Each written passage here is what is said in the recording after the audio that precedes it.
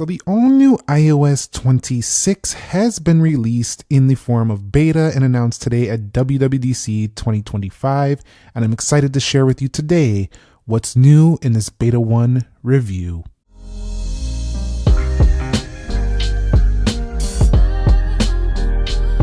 So what is up, guys? Nick here, helping you to master your technology, and let's talk about the very first thing, the space available to download this update, because it is a redesign of the iOS. It's a huge file size, 14.75 gigabytes here on my iPhone 16 Pro Max. It could vary in size depending on the version, but the people who are going to be able to download this are people who own iPhone 11, SE second generation, and newer. So sorry, 10s, 10R, and 10s Max users, your run is up for iOS, the major OS upgrades anyway. You'll probably still get some security patches, but iOS 18 was the last one for you. Now, in this initial preview, you're not going to be seeing any of the Learn More where they show every feature, and that's why we're going to create this video for you here today. But you're going to need some space. Also, this update, you're going to need to have some patience too, because of that file size, depending on your internet speed. Even if you have fast internet speed, the actual download process of this took a good amount of time. Here, I'm seeing it visually firsthand, and man, these icons, they look totally different. Yes, we still get the same overall look in terms of like the grid of icons. They're not going to mess with the core of what works. That would just anger people. But definitely you can see the icons definitely have a very new visual look, the liquid glass. This is going to be the biggest change since iOS 7. So it's been years since Apple done something pretty different, and this is very exciting if you ask me. Let me know your thoughts on the all new look. Let's go ahead and take a look at Control Center as well, and you'll see that it also looks pretty amazing as well. You'll see a translucent effect behind that, and you're also going to find yourself the applications that are on screen behind that as well. As we swipe through, you'll be able to see those same features that were introduced in iOS 18, so they are bringing those back as well. And a lot of people have been talking about the camera icon changing as well, and we'll talk more about customization, but the clock icon looks different. The mail icon looks different. They added a games tab, which we'll talk about later. Everything just looks super modern, super up to date. So this is definitely a fun one to cover. And also that liquid glass look is going to carry over into App Library as well. And man, I really like the weather icon. That looks pretty nice actually.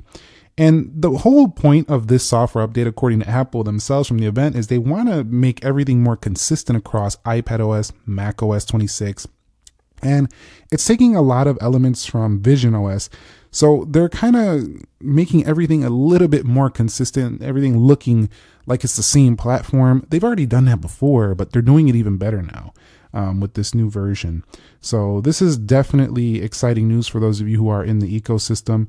And I'm noticing even these third-party applications, they kind of have like this sheen to them that you're just not going to find on other platforms. So Apple definitely made their software look different here than pretty much any Android phone out there. So even though there are Android phones that have like a lot of different customizations you can do, I don't think they're ever going to be able to replicate this quite exactly the same. So definitely I like that they're bringing their new update here with something visually different than what we've seen before in the past.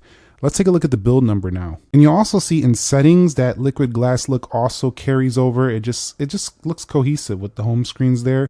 So build number for iOS 26 beta 1 is I gotta get used to saying that. iOS 26, like they just jumped from 18 to 26, but 23A5260N, that's the earliest stage, the first seed of this. And because this one is a major overhaul, I think it's gonna take quite a few versions for this thing to get super smooth. Right out of the gate, it was stuttering a little bit before I actually started this video up. And I just seen a couple stutters swiping through right there as well. So I would definitely not download this on your main device if you're going to be reliant on your device for perfect performance all the time. But if you want to play that gamble, it's probably not going to destroy your phone, but it is pretty risky, I would say, for if you have everything on your main device. You're going to probably get worse battery life, maybe worse performance, and too many bugs that might mess up with your day-to-day. So at the event, they talked about the lock screen design as well being quite a bit different, and how the clocks will automatically, they'll go with the whatever picture you have, they'll dynamically stretch and stuff of that sort. Let's go ahead and customize this real quick and see that we have solid over here we have these glass looks right here, so you can change. You can actually go back to the solid look if you want that as well. So that's pretty cool. But definitely you get this newer, more modern look. And let's go ahead and see if we can see that 3D effect that they showcase with the animal in the event. All right, so this is Blossom. She passed away several years ago, but I want to use this picture in memory of her, as well as showing you the generative spatial scenes, how it becomes like a 3D wallpaper effect. So now you'll see it's kind of like the wallpaper is coming to life there. And that's pretty neat. Also, if you move that clock, you can space that clock out as well. So definitely you can see how it'll go behind her right there, or we can stretch it out a little bit as well. So more customization coming here to your lock screen.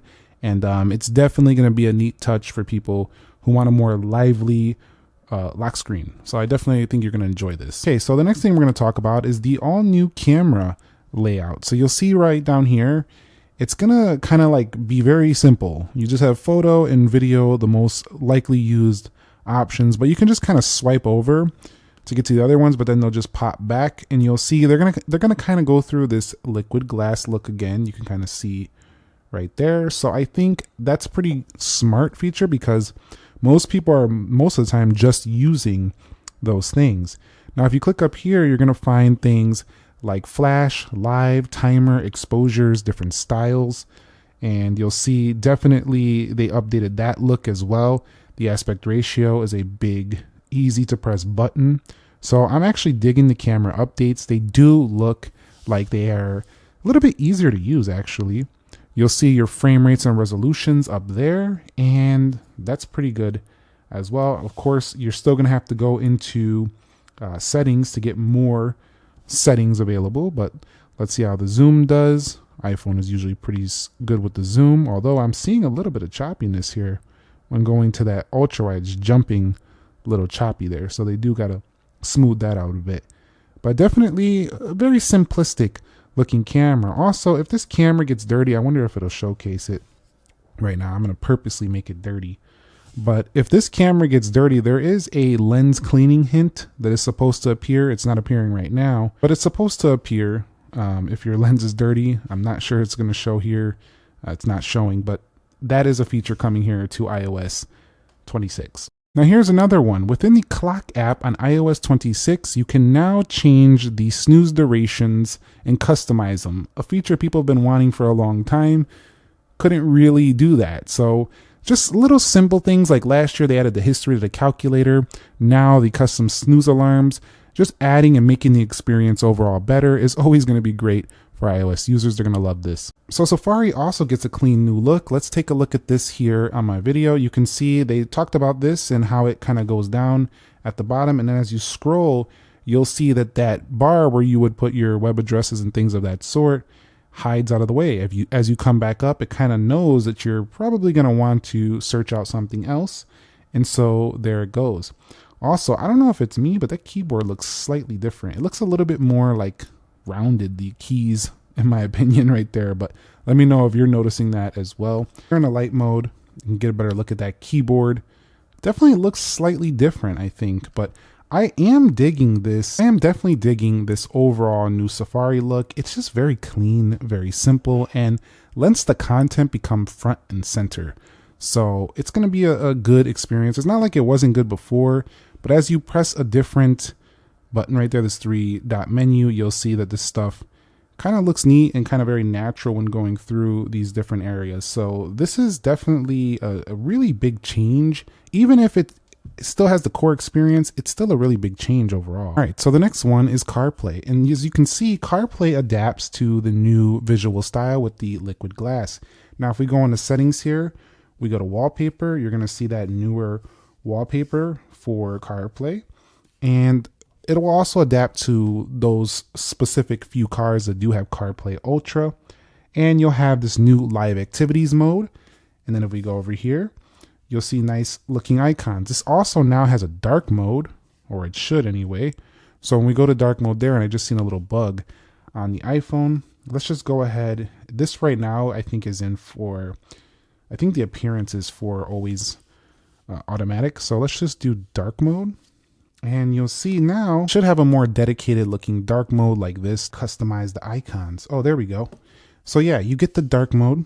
Okay, so you get the dark mode here with the icons. You can also do clear icons as well in CarPlay. So this is pretty neat overall. If you like, dude, if you like CarPlay, which I think a lot of people do, you're going to really like using this dark mode CarPlay at nighttime. It's going to be pretty fun. And again, your live activities will appear on the side as well. So just improving on what everybody already seems to love in the car market, which is Apple CarPlay. You can see that liquid design carries over here, that liquid glass design carries over here to the phone dialer as well. Our favorites are supposed to be front and center. I don't see them up there currently, but definitely they're going to keep things a little bit neater in here. And there's now going to be call screen. There's now going to be call screening for this device. So you'll be able to block spam calls, kind of like what you could do on the Pixel and stuff of that sort.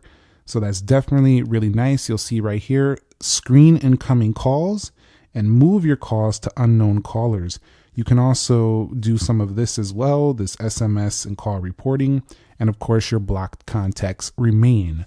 So a very big upgrade to the phone experience is the ability to block these things, these annoying spam calls. And this could save a lot of people from potential scams, which is very rampant here in 2025. So definitely am very happy about the inclusion of those phone upgrades.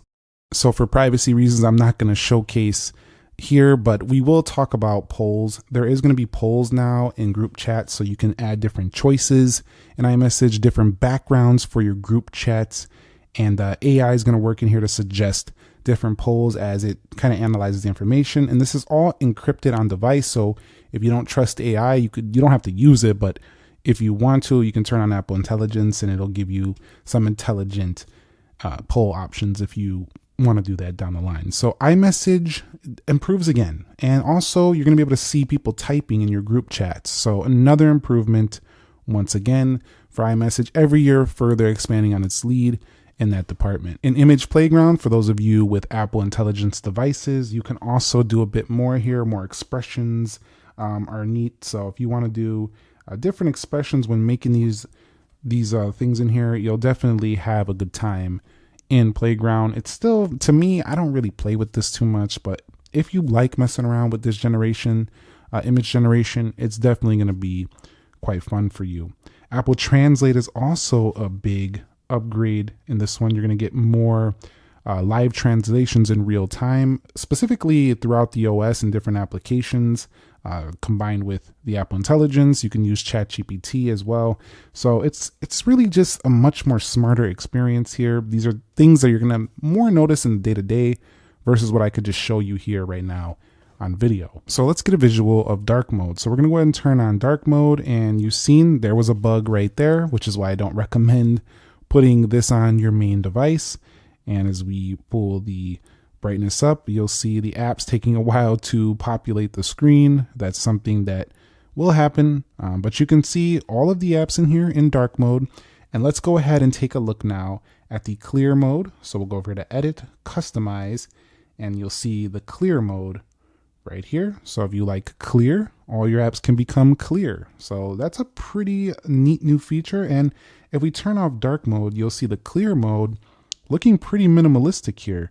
Although some people, I think, associate color with their app. So I don't know if everyone's going to use this, but definitely if you do like more of a minimalist look, I do think you might really enjoy. Definitely probably going to be one of the better options for you out there if you like to make everything clear. You know, that definitely would be nice. Like some of those people like clear watch bands, clear cases, clear apps now. So the clear is in, it looks like. We'll go to tinted, and finally the app icons now are tinted in a lighter format. I love this. And you can change the translucence right here, how translucent it looks. Like this is what I was talking about. I didn't like about iOS 18 is that all of the tinted modes were dark. So I definitely love that they did this. This is what I wanted initially with iOS 18, and it's now here. So that's going to be some fun customization. You can see those apps keep populating like that. You can also edit wallpaper from right here as well. So if you want to change that out, but the customization factor, I think finally our iPhones, while they still have that core look, they're finally going to be able to be a little bit different looking depending on how you resize the clock, the icon color, dark modes. They finally starting to have more personalization than ever before. So on Apple Maps, you are going to be able to, it's going to be able to track commutes and things of that sort now. It's going to get a little bit smarter with that and give you alerts as to when traffic is delaying you and stuff of that sort. Of course, you're going to have to be able to turn that on. You'll be able to turn it off as well.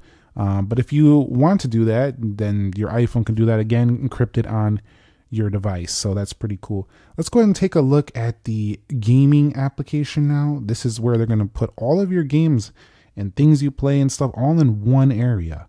Very neat, very organized. I really like this because I like to stay focused on gaming when I'm gaming. Like I don't want to like be distracted by other apps. So you can kind of just stay in here. And of course, this is going to work well with a gaming controller, this application. So I think this will be more useful if you have your iPad, a large iPad on the desk, and you're playing around with this with a controller and you're playing games. It's going to work well, but you can see you can play together. You have arcade mode here. You can invite friends. It's nice. It's putting it kind of all in one area. Kind of reminds me of what they do on the Apple TV where they had the arcade on there. It's all just cohesive and sync in one area. All right, guys. So I'm an X right here. Let's go ahead and take a screenshot, and I'm going to show you this Apple Intelligence feature they brought with visual intelligence. So I like the invincible runs, but I don't have that color right there. I actually have a pair of blue ones.